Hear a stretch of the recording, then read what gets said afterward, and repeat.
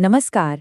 कभी सोचा है कि दो पुराने दोस्त अगर बरसों बाद अचानक किसी पार्क में टकरा जाएं तो क्या होगा?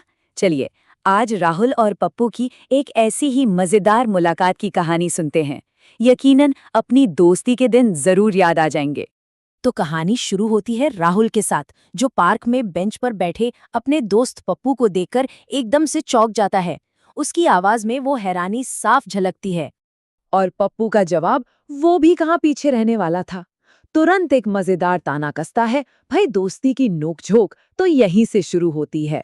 इस पर बेचारा राहुल थोड़ा झेंपते हुए बताता है कि वो यहाँ अपनी मर्जी से नहीं आया, बल्कि डॉक्टर ने कहा है कि भाई थोड़ा चलना फिरना शुरू करो।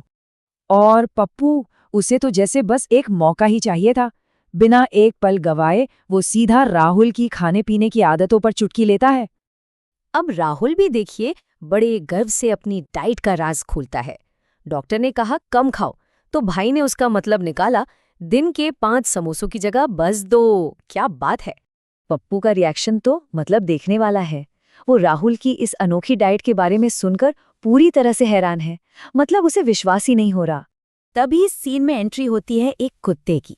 पप्पू को शरारत सूझती है। वो राहुल को छेड़ते हुए कहता है, देख ये कुत्ता भी तुझे ऐसे घूर रहा है जैसे कह रहा हो भाई थोड़ा मुझे भी दे दे। लेकिन राहुल भी हाजिर जवाब है। वो तुरंत पासा पलट देता है और कहता है कि अरे कुत्ता तो पप्पू के हाथ में जो बिस्किट है उसे देख रहा है। अब माहौल बदलने के लिए राहुल टॉपिक चेंज करता है और पप्पू से उसकी मशहूर कंजूसी के बारे में पूछ लेता है। ये एक ऐसा सवाल था जिससे पप्पू थोड़ा असहज हो गया। पर पप्पू अपनी इस आदत पर शर्मिंदा नहीं। उसे तो गर्व है। वो अपना पैसा बचाने का शानदार तरीका बताता है। पहले 3 बार सोचता हूं और फिर खर्च ही नहीं करता। है ना कमाल का आइडिया। खैर, अब राहुल दोस्तों के बीच का सबसे फेवरेट टॉपिक छेड़ देता है, शादी। पूछता है, भाई शादी कब कर रहा है? और पप्पू का जवाब सुनिए। बड़े ही दार्शनिक अंदाज में कहता है कि वो तो बस सही लड़की का इंतजार कर रहा है, जैसे कोई बहुत बड़ी वजह हो उसके सिंगल रहने की। लेकिन राहुल उसकी ये चाल तुरंत पकड़ लेता है और जोर से हंसते हुए कहता है, अच्छा मतलब ये इंतजार तो फिर बहुत लंबा चलने वाला है। इसी हंसी मजाक के बीच राहुल का फोन बज उठता है। और फोन किसका? मम्मी का। अब देखिए कहानी में एक नया मोड़ आता है। पप्पू को शरारत का एक और मौका मिल जाता है। वो धीरे से फुसफुसाकर राहुल को झूठा बहाना बनाने की सलाह देता है। बोल दे जिम में हूँ। राहुल घबराया हुआ से अपनी माँ को सच बताने की कोशिश करता है, लेकिन पप्पू है कि उसे चैन से बात ही नहीं करने दे रहा।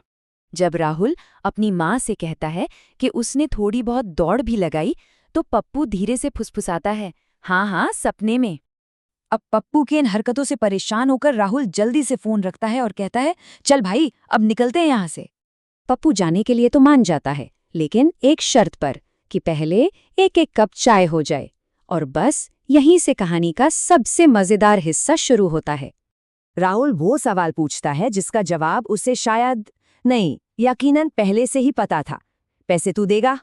और पप्पू अपना वो क्लासिक जवाब देता है जो उसकी पहचान है, नहीं भाई मैं तो सिर्फ आइडिया देता हूं। ये एक लाइन ही पप्पू के पूरे कैरेक्टर को बता देती है।